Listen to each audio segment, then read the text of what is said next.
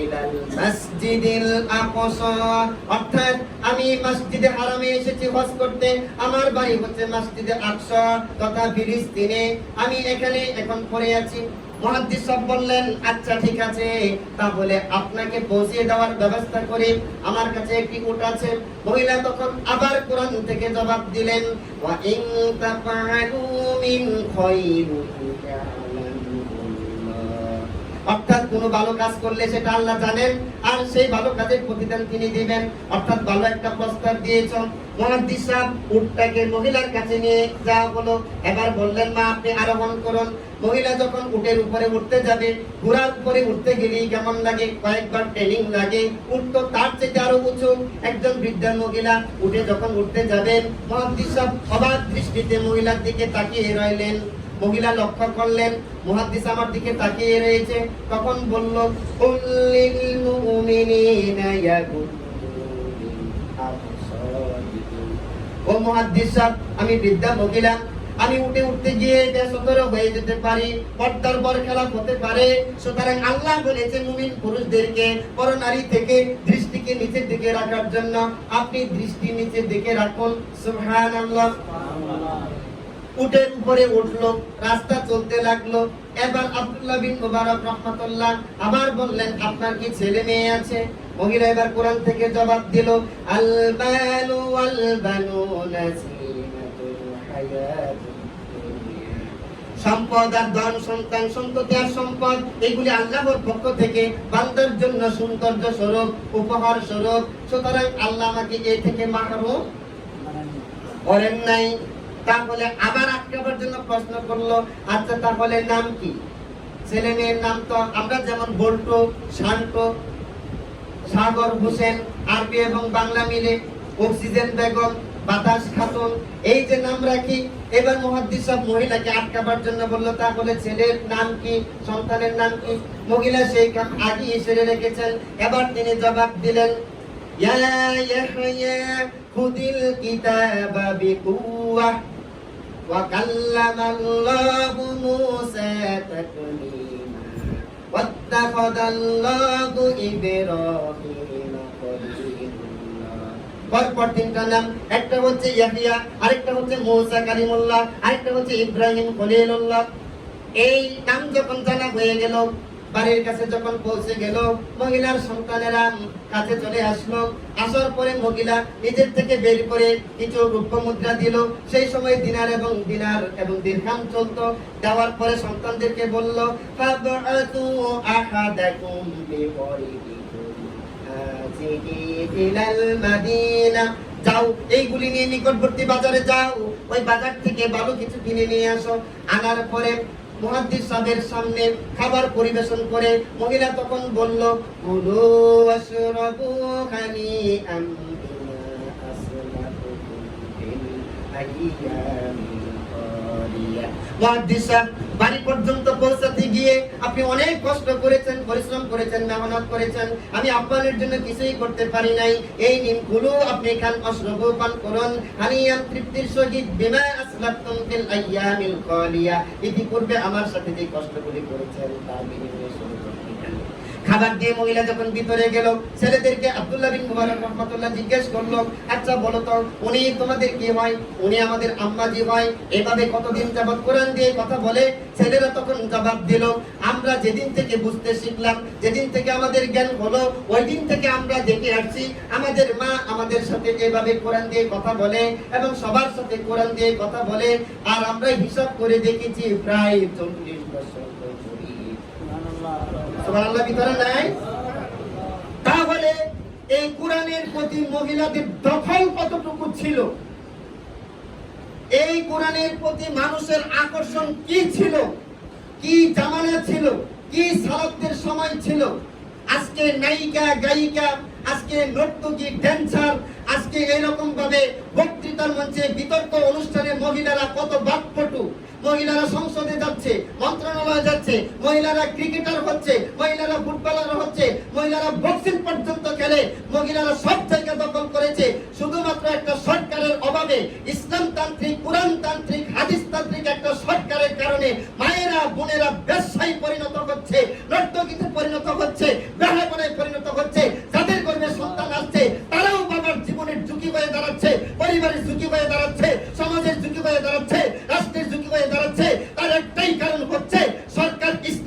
বাহিরে, সাংবাদিক ইসলাম থেকে বাহিরে, ম্যাজিস্ট্রেট ইসলাম থেকে বাহিরে, ডাক্তার ইসলাম থেকে বাহিরে, ইঞ্জিনিয়ার ইসলাম থেকে বাহিরে, ভার্সিটি লেকচার ইসলাম থেকে বাহিরে।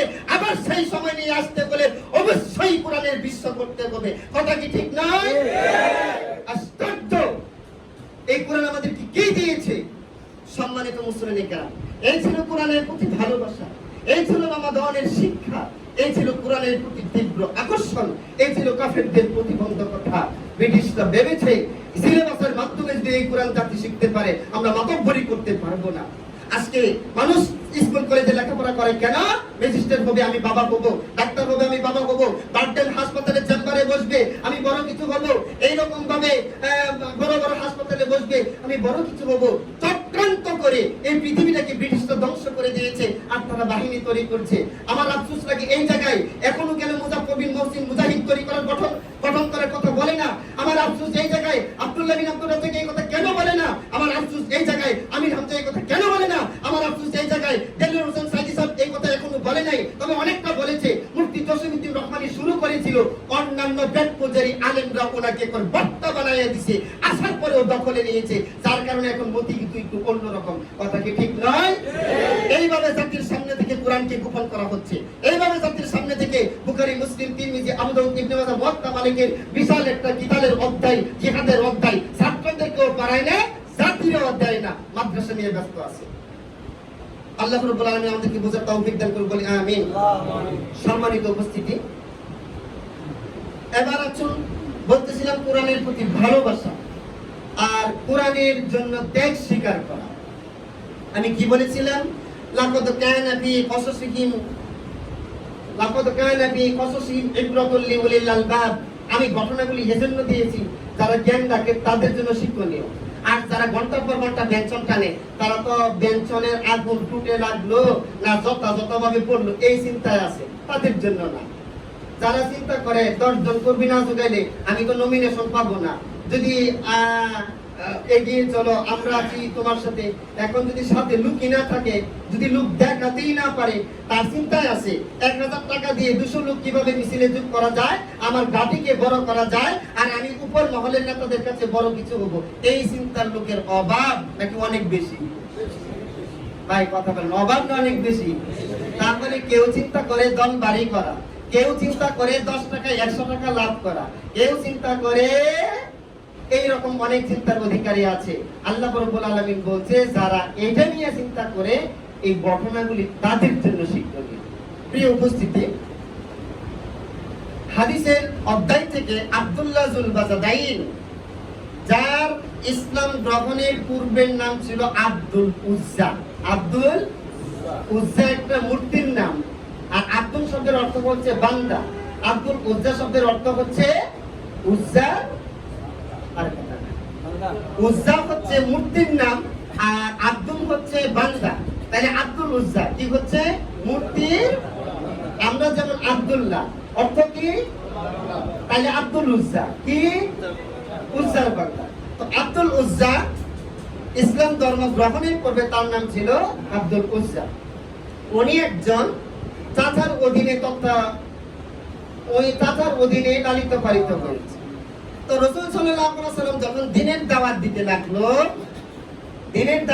লাগলো, এই কথাগুলি ওনার কাছে ভালো লাগতে লাগলো।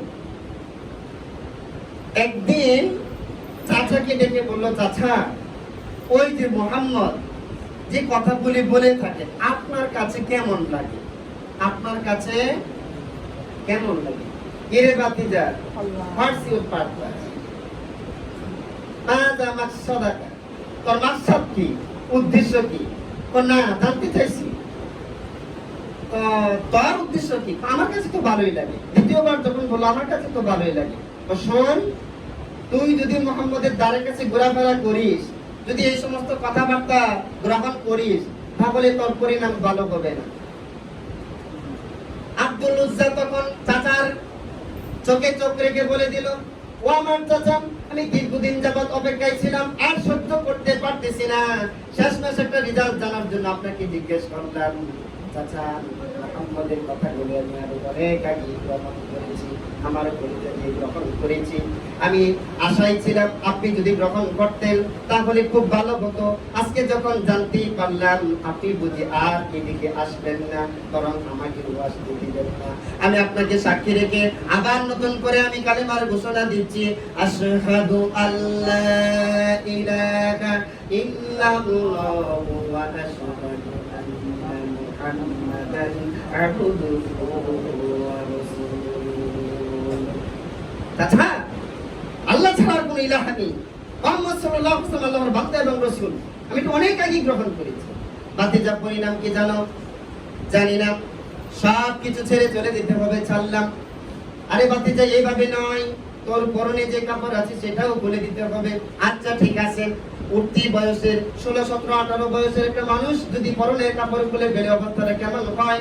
চাচার সামনে কাপড়গুলি খুলে দিলেন, লজ্জাস্থানের উপর হাত দুটি রেখে মায়ের ঘরে চলে গেলেন। ছেলের এই উলঙ্গ দৃশ্য দেখে মায়ের মুখে দুটি হাত দিয়ে চাপা দিয়ে ধরলো, আর ছেলে বলল, আব্দুল উজ্জা, এখনো আব্দুল্লাহ জুল বাজাদাইন হয় নাই।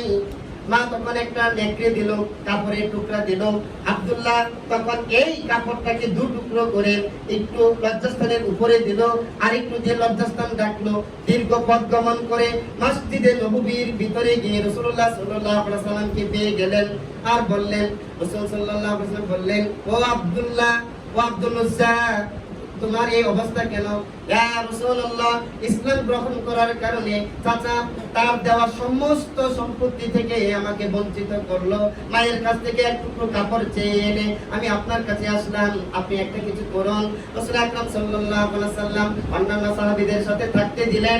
এভাবে তিনি থাকতে থাকতে জোর গলায় কোরআন পড়তে লাগলেন, বলিষ্ঠ আওয়াজে কোরআন পড়তে লাগলেন, আর বলে দিলেন, আজ থেকে তোমার নাম আব্দুল উজ্জা নয়, আজ থেকে তোমার নাম হচ্ছে আব্দুল্লাহ দুল বাজাদাইন। এর অর্থ হচ্ছে আল্লাহর বান্দা, দুই নেকড়ের অধিকারী, দুই টুকরার অধিকারী। অর্থাৎ যেটা পরে তিনি গিয়েছেন রাসূল আকরাম সাল্লাল্লাহু আলাইহি ওয়াসাল্লাম ওইটা দিয়ে ওনার নামকরণ করেছেন। পাশের সাথীদের সাথে যখন জোরে জোরে কোরআন তেলাওয়াত করে তাদের ডিস্টার্ব হয়, রাসূলুল্লাহর কাছে অভিযোগ আসে, ইয়া রাসূলুল্লাহ, নতুন যে সাথীটাকে আমাদের সাথে থাকতে দিলেন সে তো বলিষ্ঠ কণ্ঠে কোরআন তেলাওয়াত করে, আমাদের সমস্যা হয়। তখন তিনি বলে দিলেন, একটু ধৈর্য ধরো, তোমরা তোমাদের সাথী ভাইকে সাথে থাকতে দাও। উনি ঈমানের জন্য যে ত্যাগ স্বীকার করেছে, অন্যরা তেমন ত্যাগ স্বীকার করে নাই। কিছুদিন পরে যুদ্ধের ডাক আসলো, অনেকে অনেক কিছু দিল। তাবুক যুদ্ধের ডাক আসলো, অনেক মানুষ অনেক কিছু দিল। আব্দুল্লাহ দুল বাজাদাইন রাসূল আকরাম সাল্লাল্লাহু আলাইহি ওয়াসাল্লামের কাছে এসে হাজির হলো, ইয়া রাসূলুল্লাহ, অনেকেই তো অনেক কিছু দিয়েছে, আমার তো দেওয়ার মতো কিছু নাই। মহান রবের দরবারে আপনি আমার জন্য দোয়া করেন, রব্বে কারীম যেন আমার জীবনটাকে ইসলাম প্রতিষ্ঠার জন্য কবুল করে নেয়। রাসূল আকরাম সাল্লাল্লাহু আলাইহি ওয়াসাল্লাম তখন বললেন, ইয়া রাব্বাল আলামিন, আগামী যুদ্ধের জন্য আমি আব্দুল্লাহ জুল বাজাদাইনের রক্তকে হারাম করে দিলাম। তার মানে হলো ওই যুদ্ধে তিনি শাহাদাত বরণ করবেন না। তখন বলল, ইয়া রাসূলুল্লাহ, চাইলাম কি আর হইলটা কি? যুদ্ধে গেলেন, আহত হলো, জ্বর আসলো, গায়ে প্রচন্ড জ্বর। কিছুদিন জ্বরে ভুগে 3-4 দিন পরে তিনি ইন্তেকাল করলেন। ইন্না লিল্লাহি ওয়া ইন্না ইলাইহি রাজিউন। সাহাবীরা গোসলের ব্যবস্থা করলো, জানাজার ব্যবস্থা করলো। রাসূল আকরাম সাল্লাল্লাহু আলাইহি ওয়াসাল্লাম লাশটাকে যখন কবরের কাছে নিয়ে যাওয়া হলো, তিনি স্বয়ং রাসূলুল্লাহ কবরে নামলেন, আরেকজন ব্যক্তি নামলেন। সম্ভবত রাতের বেলায় দাফন হয়েছে। উপর থেকে একজন সাহাবী প্রদীপ ধরেছে, বাতি ধরেছে, আর দুজন মানুষ এই লাশটাকে কবরে নামানো হচ্ছে। যিনি বাতি ধরেছে তিনি বলতেছে, আগারে রাসূল সাল্লাল্লাহু আলাইহি ওয়াসাল্লাম আব্দুল্লাহ জুল বাজাদাইনের দেহটাকে মাটিতে রাখলেন, আর বললেন, হে বিশ্ব জগতের প্রতিপালক, আমি আজকের এই দিন পর্যন্ত, এই সময়টুকু পর্যন্ত আমি আব্দুল্লাহর উপর খুশি হলাম, স্বয়ং আপনি খুশি হয়ে যান। উপরে যারা ছিল তারা বলতেছে, আরে এই কবরে যদি আব্দুল্লাহ জুল বাজাদাইন না হয়ে আমরা যদি হতাম, সুবহানাল্লাহ। তাহলে বোঝা গেল কোরআনের জন্য ত্যাগ স্বীকার করতে হয়, কোরআনের প্রতি ভালোবাসা স্থাপন করতে হয়, কোরআন জানতে হয়, কোরআন পড়তে হয়, কোরআন মানতে হয়, কোরআনের সেমিনার করতে হয়, কোরআনের দাস করতে হয়, কোরআনের ঘর করতে হয়। প্রত্যেকটা জায়গায় আওয়ামী লীগের যেমন ছোট ছোট অফিস ছিল, বিএনপির যেমন ছোট ছোট অফিস আছে, প্রত্যেকটা জায়গায় তারা যেমন বৈশা প্রত্যেক দিন একটু না একটু মিটিং করে, আমাদের কি প্রত্যেকটা জায়গায় এমন এমন ঘর আছে? না, তারা এগিয়ে আছে, আমরা পিছিয়ে আছি। তারা বুকটান দিয়ে দলীয় কার্যক্রম প্রচার করে, আর আমরা মিনি মিনি করে প্রচার করি। আল্লাহ এমন বান্দাদের হাতে পৃথিবীর দায়িত্ব তুলে দিবেন না, আল্লাহ তখনই ওই বান্দাদের হাতে দায়িত্ব তুলে দিবেন যে বান্দা আব্দুল্লাহ জুল বাজাদাইনের মতো হয়ে যাবে, যে বান্দা বুকটাকে টান দিয়ে সমাজের বুকে দাঁড়িয়ে যাবে, রহমত এবং বরকত এবং হেদায়েত তাদের উপরই আসবে। কথা কি ঠিক নয়? শুধু তাই নয়, আমি স্কুল স্টুডেন্ট ছিলাম, আমি ক্লাস 7 পর্যন্ত হাই স্কুলে পড়েছি। সকালবেলা একটা মক্তবের পাশ দিয়ে আমি যাচ্ছিলাম, বরিশাল বাড়ি মাহবুবুর রহমান হুজুর, তিনি আমার পিছনে 6 মাস শ্রম দিয়েছেন মাদ্রাসায় যাওয়ার জন্য। মাদ্রাসা ছাত্র সংকট ছিল, হুজুরদের বেতন কেটে দেওয়ার সম্ভাবনা, 2 বছর যাবত দাখিলের রেজাল্ট হয় না, ছাত্র নাই, নীল যাচ্ছে। এখন যে যেখানে পাচ্ছে ছাত্র কালেকশন করছে, আমার পিছনে 6 মাস শ্রম দিতে লাগলো। আমি যাব না, আরবি আমি জানি না, পড়তেও পারি না, লিখতেও পারি না, 7 এর একজন ছাত্র। এখন গিয়ে আমি তাদের সাথে পারবো না। 6 মাস শ্রম দেওয়ার পরে আমাকে নিতে পারলো না। এই হুজুরের কণ্ঠ ছিল খুব চমৎকার, মক্তবের পাশ দিয়ে আমি যাচ্ছিলাম আর তারাও শুনতেছিলাম। পরদিনকে আমি বললাম, হুজুর আপনি তো মাদ্রাসায় আনতে চাচ্ছেন, আসবো না, তবে আমি আমার মক্তবে পড়তে চাই। তখন বললো, না, মক্তবে আমি জায়গা দিব না, তুমি যদি মাদ্রাসায় আছো মক্তব ফ্রি এবং মাদ্রাসার লেখাপড়ার খরচও ফ্রি। তো মাদ্রাসায় ভর্তি হলাম, এইটি আমি ভর্তি হলাম, গেলাম, ধরলাম, পড়লাম, খুব কষ্ট করে পড়তে লাগলাম। 8ম শ্রেণী পড়লাম, 9ম পড়লাম, দাখিল পরীক্ষা দিলাম, আলিফ পরীক্ষা দিলাম। এতটুকুর ভিতরে জীবনে যত টর্নেডো, ঝড় ঝাপটা, হারিকেন, নার্গিস স্বাভাবিকভাবে আসতেছিল। আলিম পাশের পরে আমি গার্মেন্টসে চলে গিয়েছি। আমার আম্মা শুধু কাঁদতো আর অন্যান্য মানুষদেরকে বলতো, আমার ছেলেটাকে গার্মেন্টস থেকে ফিরিয়ে আন, আমি চাই সে একটা কিছু করবে, সে টাকা দিলে আমি শাড়ি কিনবো, মাছ কিনবো, এটা আমার দরকার নাই। আমার বাতিজা ওর আব্বু নন মেট্রিক ছিল, ভালো স্টুডেন্ট ছিল। সমাজের তথাকথিত আওয়ামী লীগ এবং বিএনপির দাপটে আমার ভাইয়ের লেখাপড়াটা ধ্বংস করে দিয়েছে। এমন পরিবেশ পরিস্থিতি আমার পরিবারের, যেটা ভাষা ব্যক্ত করার মতো নয়। আমি আসলাম ফাজিলের ফর্ম ফিলাপের আগের দিন আমি আসলাম। আমি যখন গার্মেন্টসে কোয়ালিটি সেকশনে কাজ করতাম, আমার পাটা ভুলে যেত, আমার বড় ভাই একটা আমার পা টিপে দিত, আমি ঘুম থেকে জাগ্রত হয়ে যেতাম আর বলতাম, এটা তো কখনো উচিত নয়, তুমি আমার পায়ে ধরো কিভাবে। আসলাম, সিদ্ধান্ত নিলাম আমি ফাজিল পাস করব, করলাম। যেই জায়গাতে আমি ফাজিল পড়তাম 4 কিলোমিটার দূরে হেঁটে যেতে হয়। আমার একটা বাইসাইকেল ছিল না, ঘরে 2-3 দিনের খাবার পর্যন্ত ছিল না, নাস্তা পেটে নাই। মা বলতো, যা বেরিয়ে যা, ক্লাস করা লাগবে রেগুলার। 4 কিলোমিটার যেয়ে আমি ক্লাসে আধা ঘন্টা ঘুমিয়ে পড়তাম, অন্য রুমে ঘুম থেকে এসে আমি ক্লাসে অ্যাটেন্ড করতাম। আবার দুপুরের খাবার নাই, আবার 4 কিলোমিটার রাস্তায় হেঁটে এসে আমি বাড়িতে থাকতাম। এইভাবে আমি ফাজিলের 3টা বছর শেষ করলাম। ফাজিল জামিয়া কাসিমিয়াতে ভর্তি হতে গেলাম, 8,000 টাকা চেয়ে বসলো তথাকথিত তগুত প্রতিষ্ঠান। জামিয়া কাসিমিয়া নরসিংদী গাবতলী। বাংলাদেশ সরকারের যদি প্রথম হুকুম মানতে হয়, সর্বপ্রথম কামালউদ্দিন জাফরি আগে হুকুম দেয়, সরকারের হুকুম মেনে নাও। আমার চোখের দেখা, আমি কামিলের স্টুডেন্ট, আমি দুর্বাটি কামিল মাদ্রাসার তাফসীরের স্টুডেন্ট, আমি জামিয়া কাসিমিয়ার গাবতলী মাদ্রাসার হাদিসের স্টুডেন্ট। আমার চোখের দেখা হুজুরদের অবস্থা, আমার চোখের দেখা মুফাসসিরদের অবস্থা, আমার চোখের দেখা নেতাদের অবস্থা, আমার চোখের দেখা আওয়ামী লীগের অবস্থা, আমার চোখের দেখা বিএনপির অবস্থা, আমার চোখের দেখা মুহতামিমদের অবস্থা। সমস্ত অবস্থাকে ক্রস করে, ডাবল কামিল করে 2008 সাল থেকে দাওয়াতি কাজে নিমগ্ন হয়েছি। আজ পর্যন্ত আপনাদের সামনে বুকটাকে টান দিয়ে কথা বলা শুরু করেছি, হাদিস ধরেছি, কোরআন ধরেছি। আমার বাসায় 3 লক্ষ টাকার কিতাব পড়ে রয়েছে। এখনো পর্যন্ত আমি সিদ্ধান্ত নিয়েছি, যতদিন আমি বেঁচে থাকবো, যত সেকেন্ড আমি বেঁচে থাকবো, সেনাবাহিনী বলেন, বিমান বাহিনী বলেন, র্যাব বলেন, পুলিশ বলেন, যাই বলেন না কেন, পৃথিবীর কেউ আব্দুল মুমিনের মুখে থামিয়ে রাখতে পারবে না।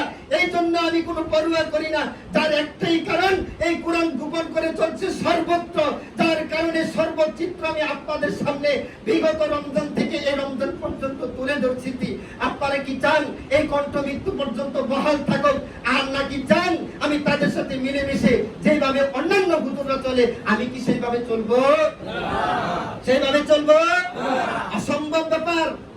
খেটে খাওয়ার মতো অনেক সুবিধা রয়েছে। আপনাদের এখান থেকে যাওয়ার পর থেকে আমার লেখাপড়া শুরু হবে।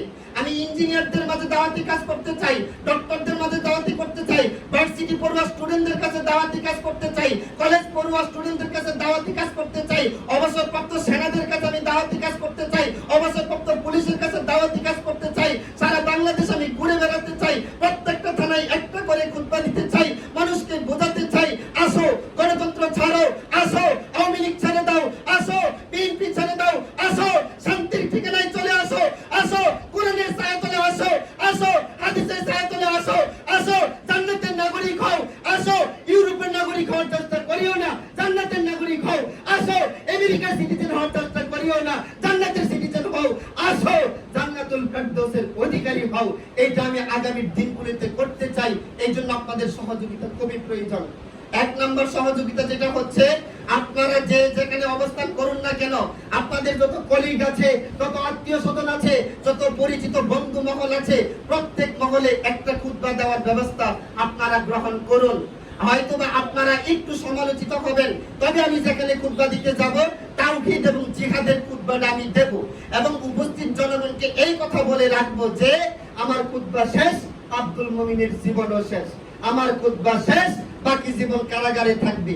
এই চিন্তার এই মানসিকতা নিয়ে আমি আগামীর দিনগুলি প্রতি থানায় দৌড়াতে চাই, ছুটতে চাই। আল্লাহ যেন আপনাদের মাধ্যমে, আল্লাহ যেন আমার এই অধম্য ইচ্ছার আকাঙ্ক্ষাকে শতভাগ পূর্ণ করে, বলুন আমিন। আর আমি আপনাদের জন্য দ্বিতীয় খুতবাতে যে দোয়াগুলি করব, এই দোয়াটা হবে একটু লং। আজকের সালাতটা মনে 17 কিংবা 18তে আমরা দাঁড়াতে পারি, বিরক্ত হবেন না। আগামী জুমায় শুধু একটা নরমালি আলোচনা হবে, আপনারা আগে ভাগে আসবেন। আল্লাহ রাব্বুল আলামিন আমাদেরকে এই পৃথিবীকে সুন্দর করার জন্য, আবর্জনাগুলি পরিষ্কার করার জন্য আপনাদের ছেলে, আপনাদের মেয়ে, আপনাদের সহধর্মিনী, আপনাদের অবস্থানে যারা আছে সবাই যেন আগামী দিন একটা সুন্দর পৃথিবী এই জাতিকে, এই বিশ্বের মানুষকে উপহার দিতে পারি। এই ইতিকাফের দিনগুলিতে, রমজানের শেষ দশকে রব্বুল আলামিন যেন আমাদের মনের এই বাসনার কামনা কবুল করে, বলুন আমিন।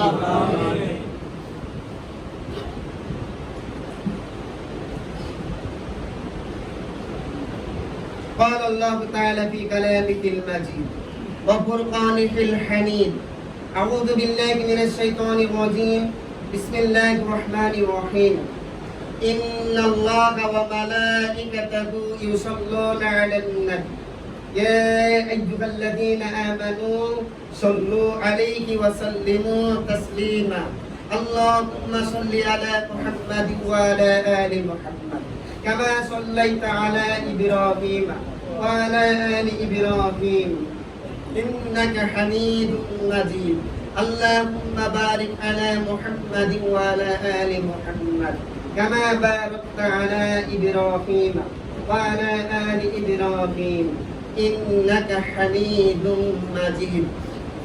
চমৎকার একটা দোয়া রয়েছে, আল্লাহুম্মা আরহামনা বিল কুরআনিল আযীম। হে আল্লাহ, সম্মানিত কোরআন দ্বারা আপনি আমাদের উপর রহম করুন, বলুন আল্লাহুম্মা আমিন। এখন শুধু বলে যাবেন, আল্লাহুম্মা আরহামনা বিল কুরআনিল আযীম ওয়াজআলহু লানা ইমামান ওয়া নূরান ওয়া হুদান ওয়া রাহমাতান। হে আল্লাহ, এই কোরআন দিয়ে, এই কোরআনকে আমাদের জন্য ইমাম বানিয়ে দিন, আলো বানিয়ে দিন, হেদায়েত বানিয়ে দিন, রহমত বানিয়ে দিন।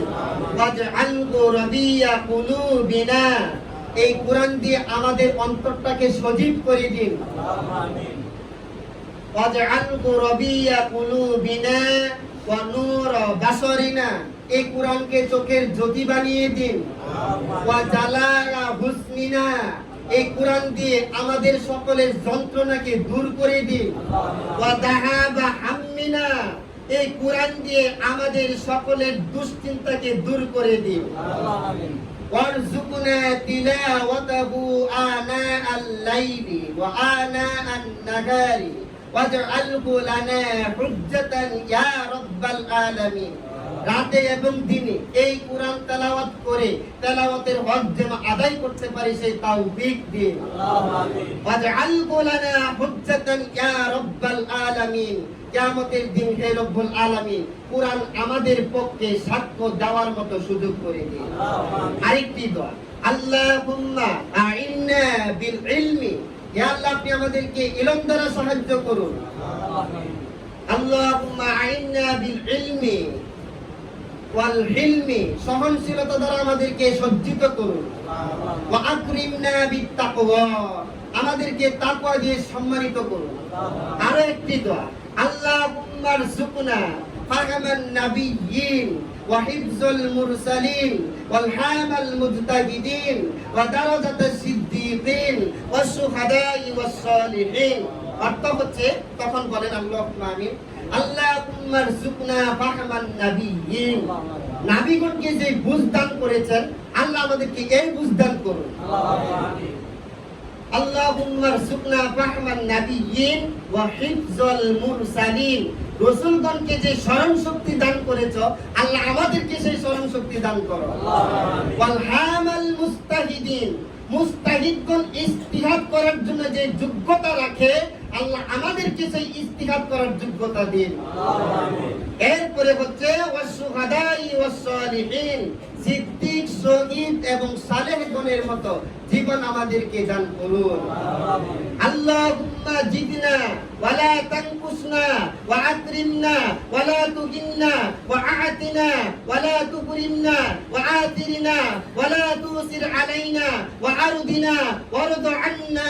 হে আল্লাহ আপনি আমাদেরকে বাড়িয়ে দিন, কমিয়ে দিবেন না। হে আল্লাহ আমাদেরকে অন্যদের উপর প্রাধান্য দিন, আমাদের উপর কাউকে প্রাধান্য দিবেন না। হে আল্লাহ আপনি আমাদেরকে সম্মানিত করুন, অপমানিত করবেন না। হে আল্লাহ আপনি আমাদের উপর খুশি হয়ে যান, আমরাও যেন আপনার উপর খুশি হয়ে যাই। সবশেষে দোয়া হচ্ছে, আল্লাহুম্মা তাকাব্বাল সিয়ামানা ওয়া সুজুদানা ওয়া রুকুআনা। হে আল্লাহ তুমি আমাদের সিয়ামগুলি কবুল করো, আমাদের সাজদাগুলি কবুল করো, আমাদের রুকুগুলি কবুল করো বিরহমাতিকা ইয়া রাব্বাল আলামিন। আল্লাহুম্মা ইন্নাকা আফুউন তুহিব্বুল আফওয়া ফাআফু আন্না। হে আল্লাহ তুমি ক্ষমাকে ভালোবাসো, আল্লাহ তুমি ক্ষমাকে পছন্দ করো। ফাআফু আন্না, আপনি আমাদেরকে ক্ষমা করে দিন। ফাআফু আন্না ইয়া রহিম, হে আল্লাহ হে দয়ার অধিকারী আপনি আমাদেরকে ক্ষমা করে দিন। ফাআফু আন্না ইয়া কারীম, হে সম্মানিত আধিপত্যের অধিপতি আপনি আমাদেরকে ক্ষমা করে দিন। ইয়া ফাআফু আন্না ইয়া আকরামাল আকরামিন, হে সম্মানিতদের সম্মানিত, আধিপত্যবাদীদের আধিপত্যবাদী, আধিপত্যের অধিপতি আপনি আমাদেরকে ক্ষমা করে দিন। আল্লাহুম্মা গফির লানা মা কদ্দামনা ওয়া মা তাআখারনা ওয়া মা আসরারনা ওয়া মা আ'লাননা ওয়া মা আনতা আ'লামু বিহি মিন্না আনতাল মুকদ্দিমু ওয়া আনতাল মুআখিরু। হে আল্লাহ তুমি আমাদের আগের গুনাহগুলি মাফ করে দাও, পরে যা করব তাও মাফ করে দাও, আমরা যা বাড়াবাড়ি করব তাও মাফ করে দাও, গোপনে যা করব তাও তুমি মাফ করে দাও। ইন্নাকা আনতাস সামিউল করিব, আপনি খুবই কাছে থাকেন, সুতরাং আমাদের কথাগুলি আপনি শুনেছেন, আপনি আমাদেরকে কবুল করুন। ইয়া রাব্বাল আলামিন, আমি ব্রাহ্মণখালীর মাটিতে দাঁড়িয়ে 1.5 বছর, পুরো 1.5 বছর আমি তোমার বাণী প্রচার করেছি, আমি তোমার হাবিবের বাণী প্রচার করেছি। আমি মনে করি আমি কার্পণ্য বোধ করি নাই, আমি কোনো বিত সন্ত্রস্ততা ভিতরে জিয়ে রেখে আমি কথা বলি নাই। যতগুলি কথা বলেছি, যতটা ত্রুটি বিচ্যুতি হয়েছে, আমার এই শ্রোতাদের মাথা থেকে বিচ্যুতিমূলক কথাগুলিকে তুমি দূর করে দিয়ে যেইগুলি গ্রহণ করার মতো ওইগুলি গ্রহণ করে জীবনকে সুন্দর করার তৌফিক দান করুন। ইয়া রাব্বাল আলামিন, আপনি আমার ব্রাহ্মণখালীর তরুণদেরকে এক একজনকে খালিদ বিন ওয়ালিদের উত্তরসূরি হিসেবে এই সমাজ থেকে সুন্দর করে আগামী বিশ্বের নেতৃত্ব যাতে দিতে পারে সেই হিসাবে কবুল করুন। রব্বুল আলামিন, এই ব্রাহ্মণখালীর মাটিতে যত মা এবং বোনেরা আছে প্রত্যেককে আসিয়া এবং সুমাইয়া রাদিয়াল্লাহু তাআলা আনহুমার মতো জীবন দান করুন। এই মাটিতে যত ব্যবসায়ী রয়েছে তাদের প্রত্যেকের ব্যবসাকে সুদ মুক্ত করে দিয়ে, হারাম মুক্ত করে দিয়ে হালাল রিজিকের ব্যবস্থা করে দিন। ইয়া রাব্বাল আলামিন। আলামিন এখানকার যত মানুষ প্রবাসে অবস্থান করছে তাদেরকে দিনের সাথে জড়িত থেকে আল্লাহর কালেমা এই পৃথিবীর বুকে বুলন্দ করা তৌফিক দান করো ইয়া রাব্বাল আলামিন। তোমার কাছে আরো একটি আরজি, যে ইমাম এখানে আসবে আল্লাহ তুমি নিজ কুদরতে এমন একটা ইমাম দিও, সাজানো এই মাঠটা, সাজানো এই অবস্থানটা যাতে করে হারিয়ে না যায়, যাতে করে এই মাঠটা ধ্বংস না হয়ে যায়, এই মাঠটা যেন মার কাছে পরিণত হয়, হক কথার একটা জায়গাতে পরিণত হয়। মানুষ যেন এখানে কোরআন শুনতে আসে, মানুষ যেন এখানে হাদিস শুনতে আসে, মানুষ যেন এখান থেকে জীবন করার সূত্র পায়। আল্লাহ তুমি সেই তৌফিক কবুল করো। সম্মানিত উপস্থিতি, আমি আমার আচরণগত দিক থেকে, কথার দিক থেকে যাদের সাথে আমি কর্কশ ভাষায় কথা বলেছি, রূঢ় আচরণ করেছি, আমিও ছোট্ট একটা অন্যান্য মানুষের মতো মানুষ। আপনারা আমাকে ক্ষমা সুন্দর দৃষ্টিতে দেখবেন। আমি আপনাদের জন্য দোয়া করব, আল্লাহ কবুল করুন বলুন আমিন। আগামীর দিনে মানুষের মাঝে দাওয়াত কাজের সম্প্রসারণের জন্য গত জুমায় আমি একটা ঘোষণা দিয়েছিলাম, আমার একটা ল্যাপটপ প্রয়োজন। কিছুটা সহযোগিতা অলরেডি হাতে পৌঁছেছে। বিদেশ থেকে দু একজনের যোগাযোগ করেছে 70 থেকে 80,000 টাকার মাধ্যমে একদম উন্নত মানের ল্যাপটপ, যে ল্যাপটপের মাধ্যমে প্রায় 1 লক্ষ কিতাব থাকবে। পৃথিবীর এমন কোনো কিতাব থাকবে না অনুপস্থিত। এটা দেখে দেখে আগামী দিনগুলোতে দাওয়াতি কাজ করতে চাই। যদি একার পক্ষে সম্ভব হয়, যদি সকলের পক্ষে সম্ভব হয়, এই দাওয়া কাজে অংশগ্রহণের সুযোগ রেখে আমি আমার আজকের এই আলোচনার দ্বিতীয় অংশ এখানেই শেষ করলাম। আল্লাহ আমাদের সবাইকে জান্নাতুল ফেরদৌসের জন্য কবুল করুন বলে আমিন। হাযা মা ইনদি ওয়াল ইলমু ইনদাল্লাহ আলাইহি তাওয়াক্কালতু ওয়া ইলাইহি উনীব। সুবহানাকাল্লাহুম্মা ওয়া বিহামদিকা আশহাদু আল্লা ইলাহা ইল্লা আনতা আস্তাগফিরুকা ওয়া আতুবু